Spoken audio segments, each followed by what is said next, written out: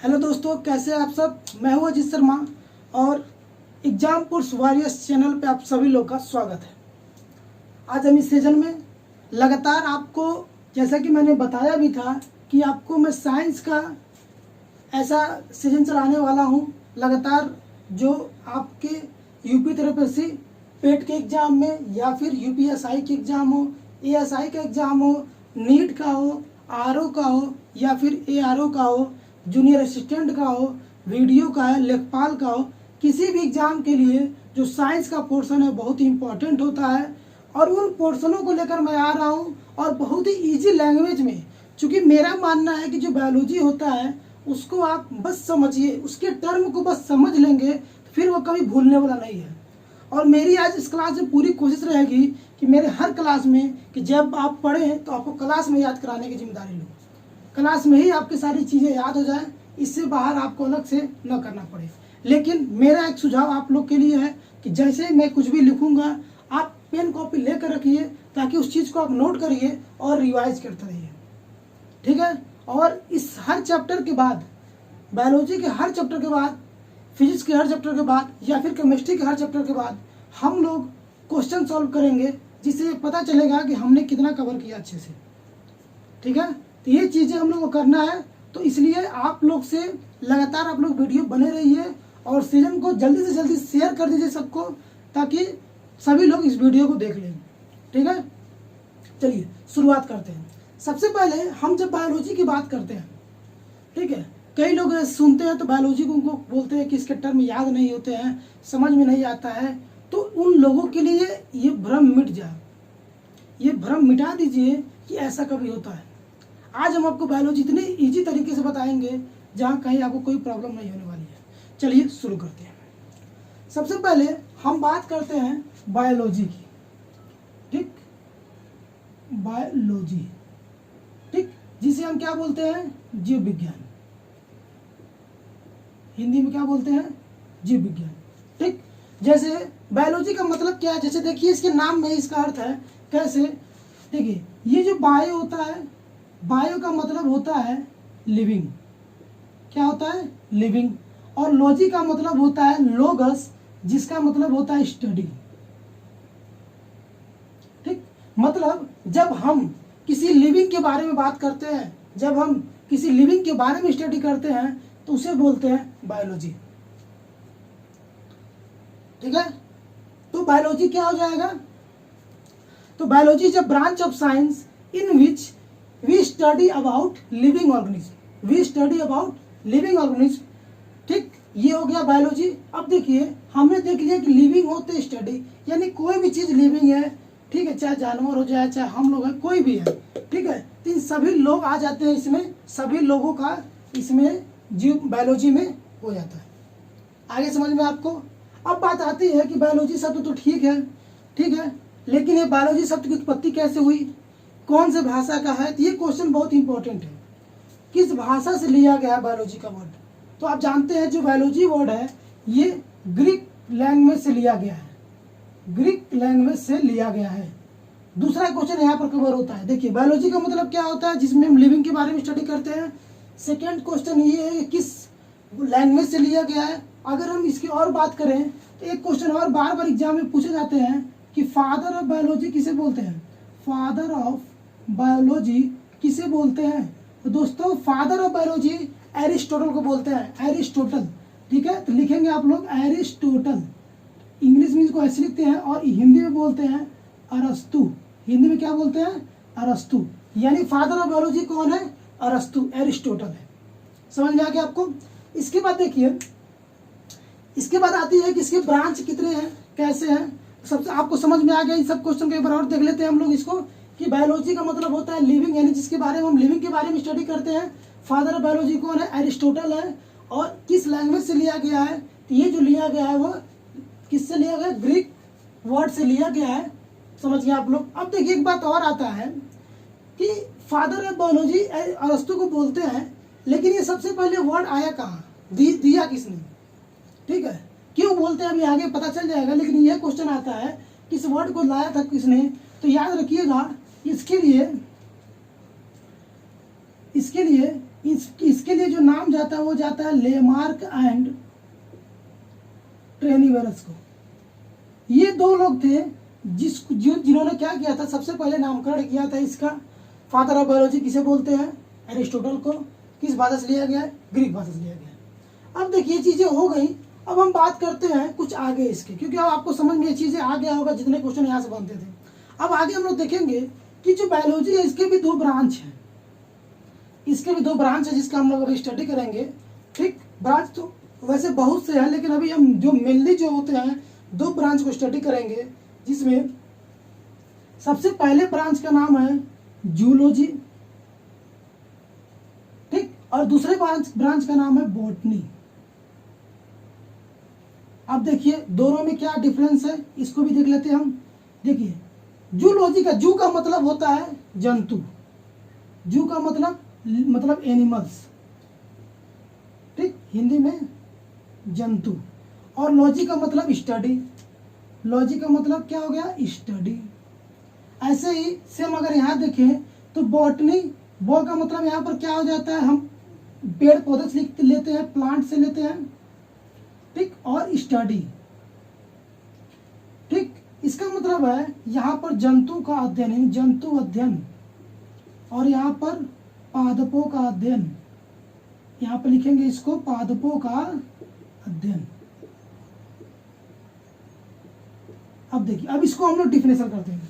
Zoology में क्या होता है? जूलॉजी ऐसा ब्रांच है बायोलॉजी का, ऐसा ब्रांच, यानी zoology is the branch of biology in which we study about animals, we study about animals. ऐसे ही अगर बॉटनी की बात करें तो botany is the branch of biology in which we study about plant, we study about plant. तो clear all, सभी चीजें क्लियर है। इसको हिंदी में जंतु अध्ययन कहते हैं, मतलब जंतुओं के अध्ययन को हम जूलॉजी बोलते हैं और पादपों के अध्ययन को हम बॉटनी बोलते हैं। ये चीजें क्लियर हो गई। अब देखिए, अब चूंकि इनको बताया गया तो इनको बताने वाला भी कोई होगा, इनका भी कोई अपना फादर होगा, तो देखते हैं। देखिए जूलॉजी को सबसे पहले जिन्होंने बताया वो थे अरस्तु, जिसे आप क्या बोलते थे? एरिस्टोटल, जिसे आप क्या बोलते थे? एरिस्टोटल। ऐसे ही इसीलिए इनको फादर ऑफ जूलॉजी भी बोला जाता है, फादर ऑफ जूलॉजी भी बोला जाता है। अब आप कहेंगे फादर ऑफ बायोलॉजी भी यही थे, फादर ऑफ जूलॉजी भी यही है। तो दोस्तों हाँ, इसलिए क्योंकि यही वो पहले थे जिन्होंने लगभग 500 से 1000 अलग अलग स्पीशीज के बारे में अध्ययन किया था, अलग अलग स्पीशीज के बारे में इन्होंने पढ़ा था। अब वो पढ़े तो कैसे? जैसे मान लीजिए आप लोग देखें, जैसे मान लीजिए आप लोगों ने देखा कि फादर ऑफ बायोलॉजी थे। ये क्यों थे? क्योंकि इन्होंने ही पहली बार सभी जानवरों को लेकर, उनके मॉर्फोलॉजिकल स्ट्रक्चर को लेकर, उनके एनाटॉमी स्ट्रक्चर को लेकर, यानी मॉर्फोलॉजिकल मतलब बाहरी स्तर को लेकर, आंतरिक जो भी चीजें हैं उसको लेकर, या फिर उसके फिजियोलॉजी को लेकर अध्ययन किया था। और लगभग 500 से, सोचिए उस टाइम पे लगभग 500 से 1000 के बीच में अलग अलग जानवरों के बारे में इन्होंने अध्ययन किया, बहुत अच्छे से उसके बारे में जाने, देखें। उसके बाद इसीलिए इनको, उसके बाद इन्होंने अध्ययन किया। और देखिए फादर ऑफ जूलॉजी इनको बोला गया। इन्होंने अपनी एक किताब भी लिखी है, एक बुक लिखा इन्होंने, और वो बुक का नाम क्या है ये देख लेते हैं। तो अरिस्टो द्वारा लिखा गया किताब कौन सा है? इसे बोलते हैं हिस्टोरिया एनिमेलिया, ठीक, हिस्टोरिया एनिमेलिया। ऐसे ही बॉटनी में भी, ठीक है, इनके बारे में पहले सुन लीजिए। बुक की तो क्या नाम था? Historia of animalia. ऐसे ही ठीक, अगर हम बॉटनी की बात करें तो बॉटनी में अगर देखेंगे तो इसको जो बताने वाले थे, बॉटनी यानी पादपों का अध्ययन सबसे ज्यादा कौन किया था? वो थे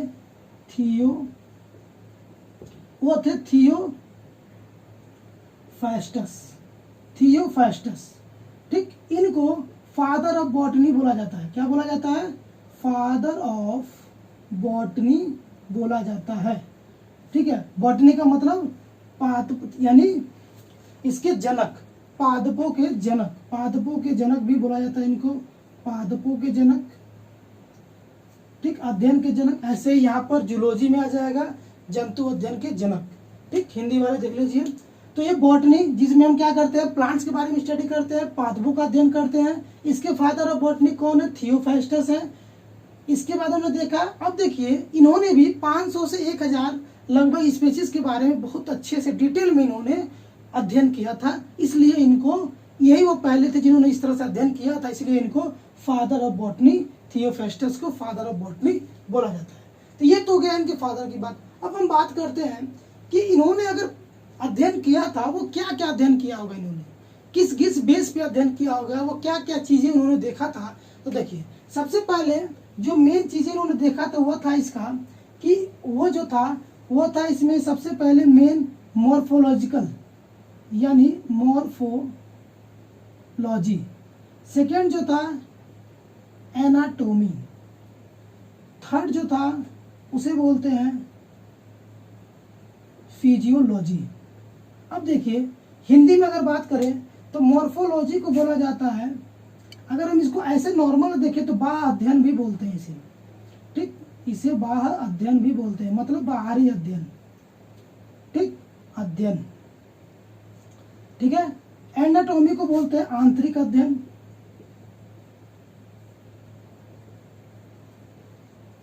और फिजियोलॉजी को बोलते हैं फिजियोलॉजी, यानी जब फिजियोलॉजी की बात आती है, यानी उनके काम करने का तरीका, कैसे खाते हैं, कैसे पीते हैं, जब फिजियोलॉजी की बात आती है तो उसे बोलते हैं कार्यकी, उसे बोलते हैं कार्यकी, ठीक। ऐसे इसको अकार्यकी भी बोलते हैं, अकार्यकी भी बोलते हैं, ठीक। अब देखिए इन तीनों में होता क्या है।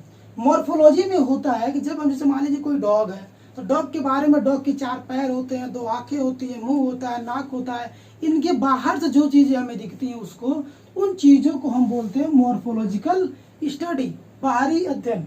जब हम एनाटॉमी की बात करते हैं तो वो खाता है तो पाचन क्रिया कैसे होती है, डाइजेशन कैसे होता है, ये सब चीजें जो अंदर की बातें हैं, जब उनकी बातों में हम देखते हैं तो ये होता है एनाटॉमी। कार्यकी की बात का मतलब फिजियोलॉजी, कैसे वो काम करते हैं, कैसे घूमते हैं, दौड़ते हैं, क्या करते हैं, इन सभी के बारे में जब अध्ययन करते हैं तो वो होता है फिजियोलॉजी।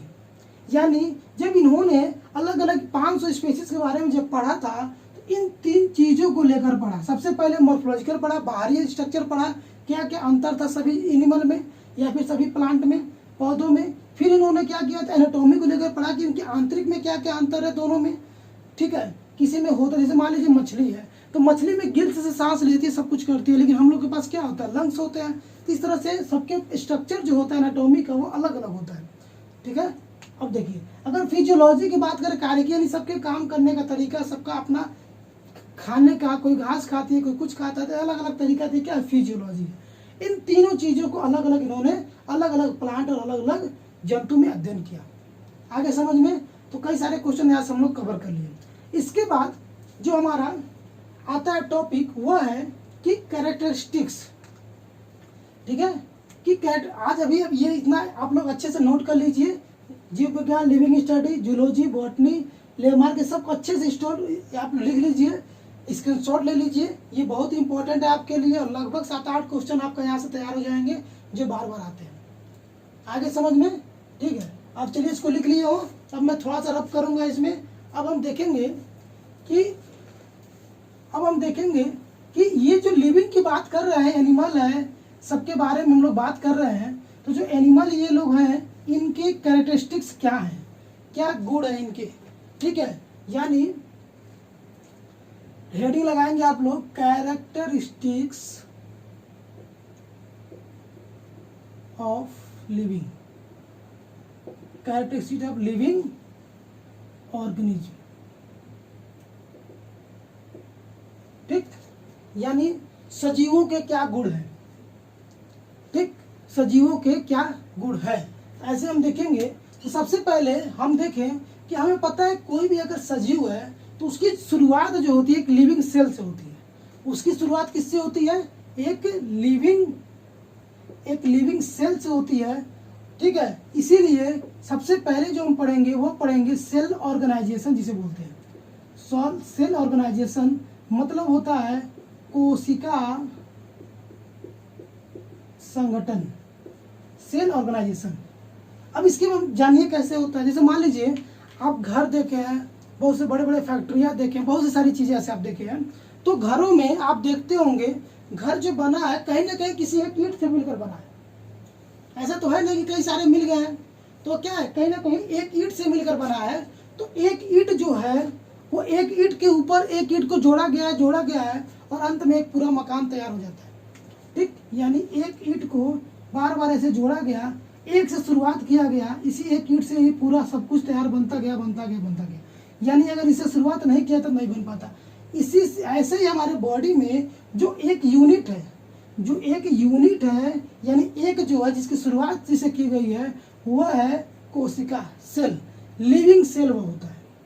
ठीक, उस लिविंग सेल से ही डिवीजन होता है, बार बार डिवाइड करेगा, अपने आप को डिवाइड करता गया धीरे धीरे। अब देखिए होता क्या है, जो सेल है जब डिवाइड होता है तो ये बनता है टिश्यू। कैसे, देखिए सेल क्या होता है, जब सेल है जब डिवाइड होता है, अपने आप को डिवाइड करता है, यानी मान लीजिए सेल है तो ये क्या होगा, अपने आप को डिवाइड करेगा, 2 बन जाएगा। जब 2 बन जाएगा, जैसे जैसे ग्रोथ करेगा, न्यूक्लियस भी ग्रोथ करेंगे, 2 बन जाएंगे, 2 होगा, ये 2 मिलेंगे तो ये भी 2 बना देंगे, ये भी 2 बना देंगे। इस तरह से डिवाइड करता जाएगा तो कई सारे सेल मिलकर बना देंगे क्या, टिश्यू। कई सारे टिश्यू मिलकर बना देंगे ऑर्गन। जैसे मान लीजिए सेल मिलकर बनाए टिश्यू का मतलब हमारा मसल्स टिश्यू, अलग अलग टिश्यू होगा जो मांस हमारे बॉडी में है। अब ये टिश्यू यानी इसे बोलते हैं ऊतक, ये होता है कोशिका। ठीक, और इसे बोलते हैं अंग। यानी कई सारे ऊतक मिलकर अंग बनाते हैं, कई सारे टिश्यू जो हैं वो मिलकर क्या बनाएंगे, अंग बनाएंगे, और कई सारे अंग मिलकर एक पूरा शरीर बना देंगे। पूरा शरीर यानी एक बॉडी यहाँ पर बना देंगे। इस तरह से आपने देखा कि सेल से ही शुरुआत होती है पूरे शरीर की।